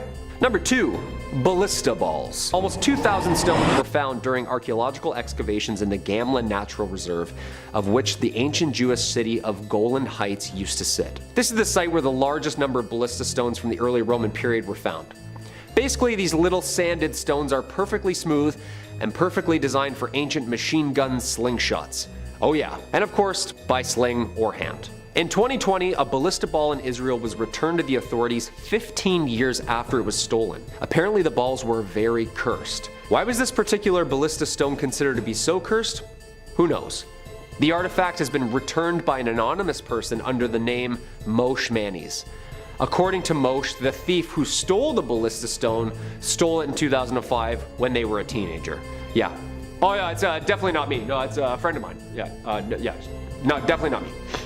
Him and his friends were touring a display of ballista stones at the Jerusalem Walls National Park in the city of David. These ballista stones were used by the Romans when they were fighting in Jerusalem in 70 AD as part of the first Jewish-Roman war, known also as the Great Jewish Revolt. The man returned the 2,000-year-old Roman ballista balls from Gamla and actually wrote a little note on it saying, quote, "These are 2 Roman ballista balls from Gamla, from a residential quarter of the foot of the summit. I stole them in July 1995, and since then, they have brought me nothing but trouble. Please do not steal antiques." You said it, buddy. Those stones have seen their fair share of bloodshed. You don't want any part of that smoke. And coming in at number 1, the Wailing Skull. Our number 1 spot, of course, the one that scares me the most. Skull banshees screaming throughout the middle of the night. Oh yeah, just screeching ghost heads. You know this is a thing, right? Like way more common than we think. Like they're like everywhere. Burton Agnes Hall is in East Yorkshire, was built in 1598 during the reign of Elizabeth I by 3 sisters of the Griffith family. The youngest sister, Anne, was apparently attacked. They beat her after she apparently refused to give them her belongings. Locals heard her cries and came to her rescue and returned her home, though sadly perishing 5 days later. On her deathbed, she requested that the head be placed within the walls of the unfinished manor. The family ignored her request, and after she was buried and the house's construction was complete, the sisters began to hear sinister noises throughout the empty house. Well, screams, actually. The sisters returned to their family's vault to fulfill the past sister's request, and when they opened the tomb, the body was completely intact except for the now smiling skull across the room from the body. Okay, the head was taken back to the Burton Agnes Hall, and miraculously, the noises and disturbances stopped. It's like she asked to be there or something. The noises would only happen again when later residents tried to remove the skull from the premises. Yeah, I'd put that back immediately. Don't mess with people's scary like this, you know? The skull was later cemented in the walls for safety. Yeah, I'd hope so. Although the noises have stopped, Anne still makes a ghostly appearance apparently on the anniversary of her death. I don't know why people go around touching things, moving them around, like leave them where they layeth, you know? Number 5, the Ring of Silvianus. The Vine Ring, aka the Ring of Silvianus, is a gold ring dating back to the 4th century AD. The ring was discovered in the fields of a farm in 1785 in Hampshire, England. Originally the property of a British Roman named Silvianus. Apparently it was stolen by a person named Senicianus, upon which Silvianus hexed the ring with a curse. That's right. In 1888, the owner of the property wrote about the ring in a history of his property, which is now a National Trust property. The ring went on display there in April 2013, where it's been ever since. Oddly, in 1929, during excavations of the site of the Roman Temple of Nodens at Lydney Park, archaeologist Sir Mortimer Wheeler discovered the now apparent curse that goes with said ring. Consulting shortly after with one J.R.R. Tolkien. That's interesting. The ring is apparently much larger than most rings as well and was perhaps made to be worn over gloves. The band of the ring has 10 edges. Among it is the goddess Venus engraved, along with the saying, "Live in God." Yeah, that's pretty awesome. The lore goes, while at the temple, Silvianus' gold ring vanished. Believing the thief to be an individual named Senicianus, Silvianus demanded supernatural justice. And at the Temple of Nodens, crafted and carved a hexed tablet known as the Curse Tablet, or Defixio. On the tablet, he wrote, quote, "For the god Nodens, Silvianus has lost a ring and has donated 1/2 of its worth to Nodens. Among those named Senicianus, permit no good health until it is returned to the Temple of Nodens." Yeah, that sounds like a spell to me. You better return that, buddy. Nodens is like Poseidon. Yeah, that's not good if he's out there looking for you. Number 4, Tutankhamun's trumpets. The trumpets are a pair that were first found in the burial chamber of the 18th dynasty pharaoh, famously known as King Tut. One sterling silver and one bronze. They are considered to be the oldest operational trumpets in the world, and the only known surviving examples from ancient Egypt. The trumpets were found in 1922 by Howard Carter during the excavation of Tutankhamun's tomb. Yeah, you know, the whole cursed tomb thing. The bronze trumpet was discovered in the tomb's antechamber in a large chest containing other military objects and walking sticks. The silver trumpet was found in the actual burial chamber. Both are engraved with decorative images of the gods. Similar looking trumpets feature in Egyptian wall paintings that are usually, but not always, but most associated with military and war. Silent for more than 3,000 years, the trumpets were played for a live audience of 150 million people through a BBC broadcast live in 1939. And then World War II happened, because apparently the curator of the Tutankhamun collection at the Egyptian Museum says whenever someone blows into it, a war occurs. The same thing happened in 1967 and the 1991 Gulf War when a student was doing research on Tutankhamun's collection and gave her a whirl. Yeah. The bronze trumpet was one of the artifacts stolen from the Egyptian Museum in Cairo during the Egyptian looting riots in 2011 and then, hilariously enough, returned weeks later. Yeah, apparently it's like really cursed, like haunted cursed. Guy didn't want it anymore. Shocker. Number 3, the cursed brick. Perhaps one of the least terrifying items on this list is a brick from the Borley Rectory, aka a brick from one of the most haunted houses in all of England. The house was originally built back in 1862. It was a house built for the rector of Borley, but after a fire in 1939, it was never rebuilt. It was finally demolished after in 1944, but before its final days, Harry Price, a paranormal researcher at the time, reported numerous ghostly sightings, including a ghost nun, a ghost car passing by, as well as numerous horse and buggy sounds on the property. That's terrifying. Yeah. A little piece of the haunted home sits in the Warren Occult Museum today as they were able to visit the Borley Rectory before it was demolished. According to local folklore, a nun fell in love with a monk from the monastery and the pair attempted to elope together. They were found and sentenced to death. The monk was reported to have been sent to the gallows in the monastery whilst the nun was sealed into the walls of the nunnery alive. Ouch. This nun is believed to be the one that is seen on the grounds of the Borley Rectory, endlessly looking for the monk that she once loved. That's kind of cute. That's kind of nice. The nun has been seen and heard many times over the years, and the first reports came from 1928 when the owner Guy Eric Smith and his wife contacted a newspaper to report a strange happenings. The newspaper took on the help of an investigator, Mr. Harry Price. Mr. Price stayed at the house to research for more than a year. While staying there, Price witnessed a ton of poltergeist phenomena. Even said that he got in touch with the spirit of a past tenant, Reverend Harry Bull, who died in the house. After numerous attempts at exorcising the property, in 1930, Mr. and Mrs. Smith left the house for good. The next residents of the house were Reverend Foister and his wife Mary Ann. They both experienced the same phenomena that Price and the Smiths had witnessed before them. However, this time the poltergeist activity seemed to be a little bit more aggressive, with reports of smashed glasses, broken windows, and Mary Ann being even thrown from her bed in the middle of the night. In 1939, the house was burnt to the ground due to an oil lamp. It was then left to ruins until 1944 when it was demolished. The Borley Rectory was said to have been the most haunted building in all of the UK, so although just an unassuming brick, its origin story has seen quite a bit of life and death. Number 2, black magic dolls. We already know some of the infamous museum dolls that are haunted by all hell, but we're not talking about Annabelle. There are apparently handfuls of other dolls that deserve some jarring honorable mentions. Tony Spera believes that there are dark powers that live amongst the various voodoo dolls and handmade figurines that are just casually splayed out for museum goers. Stuffed dolls like the Shadow Doll, of course, who looks like a night terror version of a twisted Muppets puppet. It's known for visiting dreamers and stopping their heart mid-nightmare with fear. Okay, that's a little excessive. So haunted, yeah. There's a satanic doll that looks like it would resemble a tall wooden man, possibly even the devil. Yeah, haunted beyond all hell. Found in the woods too, around satanic worship. Can you believe? And of course, this dark magic doll. They just look haunted, you know? That off-colorization look, the facelessness, and glass casing around it. Again, that can't be a good sign. Historically, if you do this, obtaining a doll or statue or carving, add in a little dash of dark magic and voodoo, and voila, you have a very dark, cursed item. There's also a doll with no mouth and no eyes. Yeah, that's not scary at all.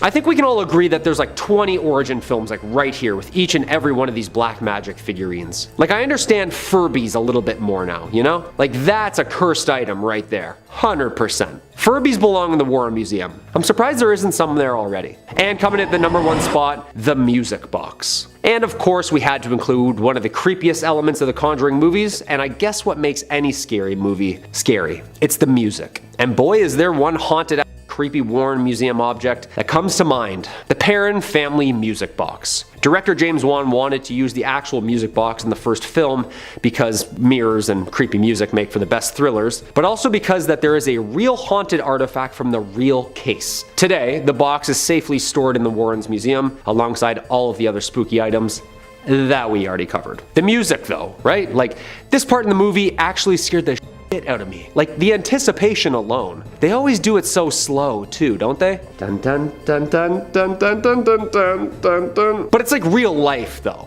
That's horrifying. The music box apparently caused a lot of problems for these Perrin girls, specifically April, the youngest of the Perrin children. She found this antique in the house and she used to communicate to spirits. In the movie, this was a happy ending, but in real life, the Bathsheba Sherman curse was never really resolved. The original OG film, The Conjuring, was one of the best haunted house movies of the last decade that arguably spawned both a franchise and a new respect for old school horror. I wonder what's next for us in the James Wan universe, cause that werewolf paw, yeah, that looks terrifying. Number 5, The Pearls of Death. We know the Warrens. If that name doesn't sound familiar, check out some of the other vids and who they were on this channel. They were a pretty spooky duo. They've seen some nightmarish stuff in their time, and still have some proof of the evil that they vanquished. Their son-in-law still runs the official occult museum website and museum out of Monroe, Connecticut. Now, if you've seen Annabelle Comes Home, this first item on the list should ring a bell. The character Daniela in the movie tries to communicate to a loved one beyond the grave. Never a good idea, unless you're with the Long Island medium, you know? Stick with the professionals. In order to do that, however, she puts on the museum's mourning bracelet. Yeah, that's not really a good idea there, Daniela. Now, there isn't really a mourning bracelet in the real occult museum, but there is such a thing as the Pearls of Death. And as of now, the Pearls of Death still have yet to appear in the Conjuring franchise. But they're notoriously one of the most dangerous items in the Warrens Museum, says their son-in-law, and very, very real. Beautiful accessory, I should add, but a very haunted and spirited set of pearls. They were added to the museum after a woman claimed that they were constantly strangling her. The Pearls of Death are said to strangle those who wear them. Now, I know what you're thinking. Get a bigger size, right? Well, it wasn't the wrong fit, per se, but like, choked aggressively. The story goes, the second that this poor woman put on these pearls, she literally needed people around her to even yank the pearls from its death grip around her neck. Yo, that is terrifying. Sometimes when I sleep with my chain on, I feel like I'm in a triangle choke in the UFC. But thankfully for us, the curls currently rest on the Warren shelves, where they'll hopefully stay for the foreseeable future. Tony Spera, the son-in-law of the Warrens and current owner-operator, says, it all goes way back with the cursed objects. Objects that someone put a curse onto. It could be a bracelet, a necklace, or any article that someone performed incantations and rituals over to put bad energy into, as someone or something famously did to the Annabelle doll.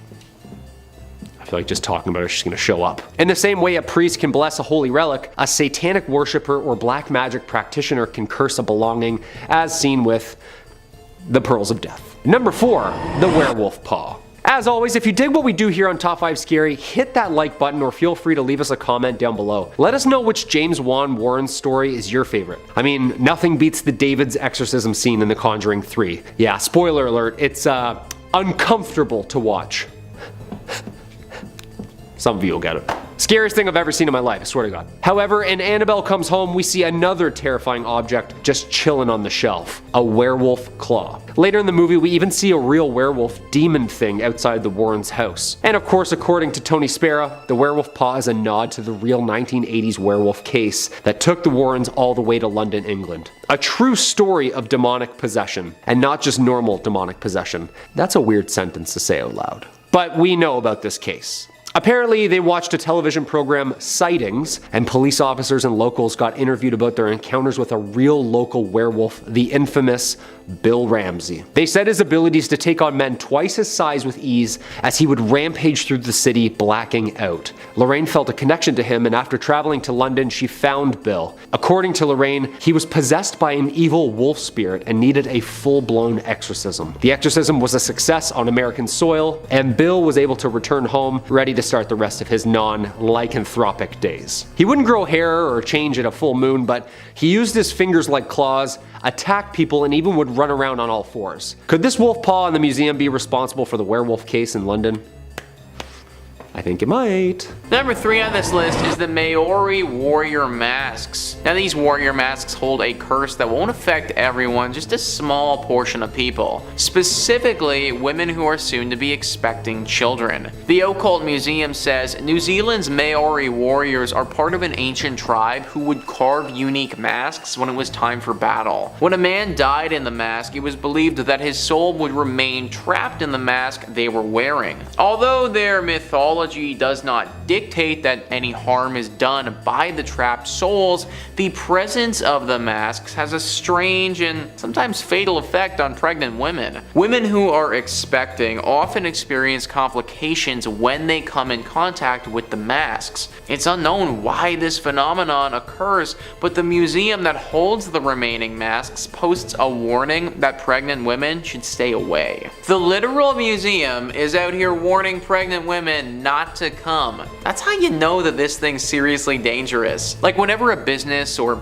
enterprise does something that's actually gonna lose them money, that's when you have my attention. Considering they just lost an entire demographic of people, I'm now listening and buying into this curse. The paranormal investigators who aren't pregnant have taken a look at this, and they're having a hard time getting to the bottom of it. Some people have suggested that the Maori tribe thought that pregnant women were taboo, but that also doesn't really make any sense, because then how would they have repopulated their tribe? Regardless of why it is the way that it is, just know that if you are expecting, that's not the right time to take a look at these masks. Number 2 on this list is the Surrey ghost car. So this is a weird one and definitely something that paranormal investigators are a bit spooked by. List 25 says crashes are common on the A3 highway in England, so it looked like a routine matter when police in Surrey received calls that a car had veered off the A3 with its headlights blazing. But when officers went to investigate, they found no signs of the reported vehicle. However, a further search revealed chilling results. Just 60 feet from the reported crash scene, and buried in twisted undergrowth, was the remains of a wrecked car containing a decomposing body of a young man who, as the police estimated,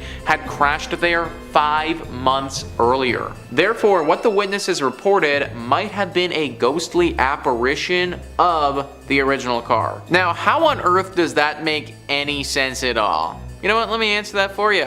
It doesn't. First off, how did no one notice this car earlier? And then, what was that ghostly apparition that had a car veer off the road? Paranormal investigators are all scared of this one because who knows what type of effect this ghost car could have on your vehicle. And finally, number 1 on this list is the cursed mirror. This mirror isn't just cursed with a bad reflection, it's gonna show you something a lot worse than just you with a little bedhead or something. Instablog says, if you've seen Oculus, then chances are already you're scared of mirrors. And let's not even go back to the time when Bloody Mary was a whole thing. But if these creepy images of mirrors in the horror genre weren't enough, here's a real object which is most likely cursed. In St. Francisville, Louisiana, there's a plantation house which is one of the most haunted houses in America. Inside the house is this mirror, a cursed mirror. Legend goes that the plantation slave brutally killed the owner of the house, named Sarah Woodruff, and her daughters inside the house. Ever since then, they remain trapped inside the mirror. Visitors often report sights of handprints on the mirror, along with some unexplainable strange marks. And the classic haunting is also rumored, figures dressed in white, old-fashioned attire, visible on the other side of the mirror. Some people who have been exposed to this mirror for longer than they should say that these figures in white follow them around too, that they've even seen them appear in other mirrors outside of the plantation, and 1 or 2 of them have talked about how they've seen them outside of a mirror entirely, as if they were standing like right in front of them. It seems like the longer that you're exposed to this, the more of an impact the curse will have on you. Kind of like, I don't know, radiation poisoning or something like that, where the time you spend among the toxin, that's gonna hurt you more. Obviously, because of this, paranormal investigators don't want to spend too long investigating this mirror. A short stint doing some research probably won't hurt you, although it will definitely give you a scare considering you're going to see the figures on the other side. But extended exposure is where the real danger lies with this cursed item. Number 5 on this list is King Tut's mask. The curse of King Tut is one of the most famous curses to surround a tomb ever. King Tut was a pharaoh in ancient Egypt who boasted one of the most ornate tombs in history. This tomb carried a curse though, and those who entered it suffered fatal consequences. On the pyramids of Giza, there's a very specific curse written on the entrance. It reads, "All people who enter this tomb who will make evil against this tomb and destroy it, may the crocodile be against them in the water and snakes against them on land. May the hippopotamus be against them in water, the scorpion on land." This curse stuck with those who entered. It all started with Howard Carter, the leader of the team, whose canary was eaten by a cobra the second that they first entered the tomb. Then the person who financed the whole excavation died shortly afterwards.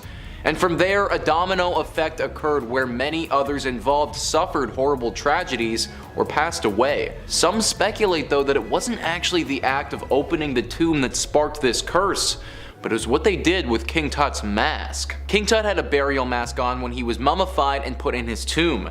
The mask is beautiful. It's meant to resemble the person it's on so that the gods can recognize him and bring him up to heaven. Inside the mask is a bunch of oils and materials that are said to help preserve the body. All of this is all well and good, but on the back of the mask is an inscription. This inscription is said to be a curse similar to the one on the pyramids of Giza. Well, if that wasn't enough, then there's a rumor this mask was broken during the excavation process and had to be reassembled when they took it back to their headquarters. Opening the tomb is already problematic, but to then break the mask of King Tut that has a curse inscribed on it, that's just asking for trouble. Number 4 on this list is King Casimir IV's coffin. King Casimir was born in 1427 into royalty. By 1440, when he would have only been 13, Casimir was named the Grand Duke of Lithuania, and only 7 years later in 1447 became the fully fledged King of Poland. He stood as the King of Poland right up until the day he died. Oftentimes, kings don't make it right up until their death, but King Casimir's success was pretty historic. He's known in Polish history as being one of the most politically active and prosperous kings to ever rule over their country. During his reign, he won several wars, recovered territories for Poland, and made their royal family one of the leaders in Europe. Due to all of the glory that he received in his life, it was only fitting that he have a tomb that reflected this. He died when he was 65 years old in 1492 and was put to rest in the chapel of Werewolf Castle. There he lay for roughly 500 years until 1973. Researchers opened the tomb to find a horrible surprise. The researchers opened this tomb and investigated the mummification process and all the artifacts he was buried with. They took his body and coffin out of this place and brought it back to their lab. What they didn't realize though was that this coffin had a curse to it. It's estimated that over 15 people died who worked on researching this body and this coffin. It took a while before they realized what was causing this death, but eventually they discovered the error of their ways. You see, the coffin was cursed, but it wasn't cursed with anything ghostly, it was cursed with Aspergillus flavus. Cursed is also a misleading word to use in this instance as well, because Aspergillus flavus is actually a pathogenic fungus.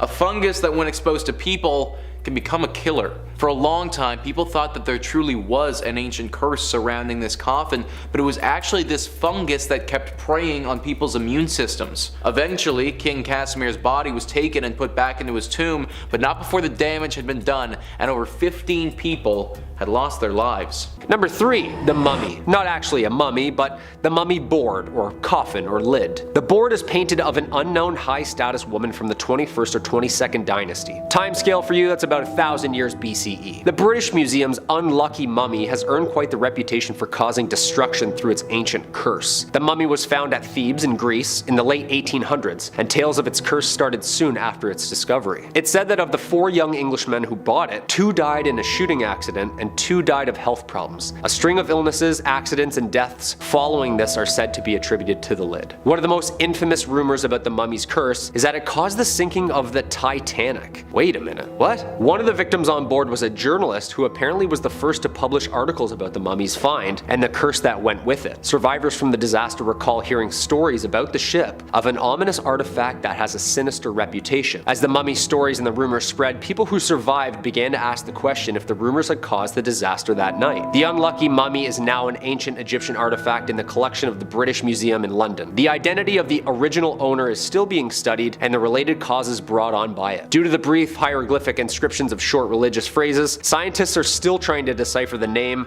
and the curse that comes along with it, and the actual location of where the body disappeared to. It's been feared since the discovery in the late 1880s, and the mummy's lid has acquired a reputation credited with causing death, injury, and large-scale disasters, earning the nickname the Unlucky Mummy. None of these stories have any basis in fact, of course, but the mummy serves as a spiritual question mark and remains a mystery to scientists who crack the code open. Yo, where's Brendan Fraser when you need him, right? He can figure this whole thing out. Number 2, the haunted bed. Apparently there's a bed that makes you more dizzy and have more sinister evil visions than that of a night on a waterbed. Yeah, I've had a couple hungover nights lost at sea, let me tell you. Gets pretty choppy out there. Highly don't recommend it. But this bed, I also highly don't recommend. The lavishly ornate great bed of ware does not like you sleeping in it. The hardwood oak bed is richly decorated and carved with figures and scenes you could daydream for, well, days over. It's so large that it's rumored to comfortably sleep 4 couples. Yeah. Talk about a California king. There's a tale that suggests that the bed was made in the 15th century for King Edward IV by a very gifted carpenter, but through the years found itself being passed between the inns of ware where commoners were able to sleep in it, break the legs, and apparently cover it head to toe in graffiti. Yeah, the disrespect alone. The defacing got so bad that apparently the ghost of the maker haunts those who are not of royal blood. Basically not blessed by God to rule. It's so old and so haunted that apparently people who spend the night are woken up violently by specters watching them sleep. Apparently there are so many initials carved into the wood, images drawn on it, that it's hard to know who actually the bed was originally fitted for, and who actually cursed it. Some researchers believe that the curse surrounding the bed could have actually been carved into it with symbols and text that hexed the next user. Whatever its history, it's haunted. The bed can now be found in the British galleries of the Victoria and Albert Museum in London. We need like the Long Island medium to take a nap in it, you know what I mean? See what she thinks. And coming in at the number 1 spot, the Terracotta Army. The Terracotta Army was discovered in 1974 by a group of farmers. Yang Zifa, his 5 brothers, and neighbor were digging a well east of the Qin Emperor's tomb mound at Mount Lee. For centuries, occasional reports mentioned pieces of terracotta figures and fragments of the Qin necropolis. Roofing tiles, bricks, and masonry were regularly found. But when they discovered heads, Chinese archaeologists started to investigate. To this day, it remains the largest pottery figurine group ever found. The Terracotta Army seemed to be a collection of terracotta sculptures depicting the armies of Qin Shi Huang, the first emperor of China. It is a form of funerary art buried with the emperor around 209 BCE with the purpose of protecting the emperor in the afterlife. The figures were discovered in Lingtong County outside Shaanxi, China. The figures vary in height according to their rules, and they're all dressed in different garbs. The tallest, of course, being the generals. These statues include warriors, chariots equipped with horses, more than 8,000 soldiers, 130 chariots, 520 horses, and 150 cavalry. Other terracotta non-military figures were found in pits close by, including officials, acrobats, strongmen, and musicians. Yo, are we sure that Medusa didn't just like make her way through China and start stoning people in time with her looks? Because that's like an entire city made out of clay. In the records of the Grand Historian, China's 24 dynastic histories, it was written that work on the mausoleum began in 246 BCE, soon after Emperor Qin ascended the throne. Apparently the project involved 700,000 workers. Yeah, I'd really hope so, because that many perfectly sculpted figures are so realistic, there must have been a city of artists. The site is now a UNESCO World Heritage Site and has been since 1987. This is scary just looking at it. I'm not convinced this was just an art project for the journey between spirits spirit realms. I think this was used as a decoy for battle. 20,000 figurines just chilling, waiting? Seems pretty intimidating to me. Whatever its origins, it's jarring to look at. What do you think? Well, there you have it, folks. 5 cursed items that scare historians so much that literally all of these are tucked away safe in a museum with lots and lots of security cameras. I don't think anyone's breaking in to steal a haunted bed, but who knows, maybe these items have more cursing to do. Number 5. Uluru Rock. If you're heading down under for vacation this year, well, there's a certain object that remains very cursed there that people don't really recommend you tamper with. And it's huge. Uluru Rock. Yeah, this massive sandstone monolith in Australia was discovered on paper in 1873 by surveyor William Goss. He named the landmark Ayers Rock in honor of the then Chief Secretary of South Australia, Sir Henry Ayers. Known as such, of course, until 1993 when it was officially renamed to Uluru, honoring the title originally given to the Anangu First Nations peoples to whom the site is sacred and, more importantly, home. This thing is strange. First off, this place is highly sacred, stumbled upon by the First Nations people of the northern Aussie area for who knows how long. This site has been known over the eons to have strange powers though, i.e. any tampering, stealing, defacing, or slandering the megalith is a sure way to test your luck against, well, the universe. This place shouldn't be messed with. One man stole a chunk of rock from the monument and experienced so much bad luck that he actually drove 3,000 kilometers to return it in person, in an attempt to rid himself of the karma he believed was attached to him. The chip was returned 40 years later. The largest piece of rock that was ever returned back to the site weighed more than 70 pounds. Yeah, this is serious stuff. First off, how the hell did you sneak that off the site? Like, did he just back his truck up to it like, yeah, just chip that big rock off, put it all in. He apparently wrote, "Dear Australia, I am so sorry I took this piece of Uluru. I wanted a piece of Australia to take home with me and this was the wrong thing to take. I hope Australia can forgive me and welcome me if I ever come back. Signed, an unwise traveler." Yeah, the reason they advise visitors not to take anything is the paranormal omens connected to said rock. Also, this is a giant rock we're looking at, like only 1/10 of its mass you can see. It's like an iceberg, like underground. So before you experience any bad luck, illness, or karma beyond karma any day soon, I'd just collect seashells and skip this whole thing. No? Number 4, the Voynich manuscript.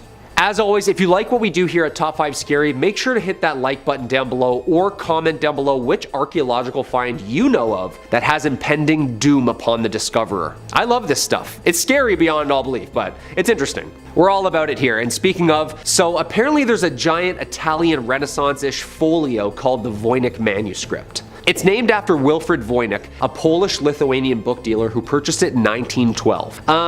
Yeah, we don't really know what this thing is. One thing it most certainly is would be the most bizarre and mysterious book of all time. 100%. Not only is it detailed so carefully and patiently, it's all like Tim Burton-like, with an entire world drawn and recorded that isn't ours. Like, is this a parallel universe book? Is this language even known? Like, it's unknown, like predates Latin and doesn't even use phonetic patterns and coding. It's the riddle of all riddles. Written in the 15th century, somewhere they think between 1405 and 1450, all 240 pages are inscribed in some sort of indecipherable language, with a small alphabet only of about 170,000 characters. Yeah, it's gonna take a while for them to crack this one. The contents alone have cursed people mad, with obscure visions and obsessions for years. My precious. Historians and cartographers have tried to crack the code for hundreds of years, yet not one has been successful. Why wasn't this a national treasure movie? I feel like this would have been perfect. Was it written by people from another world? An unknown species? It's so familiar yet so alien.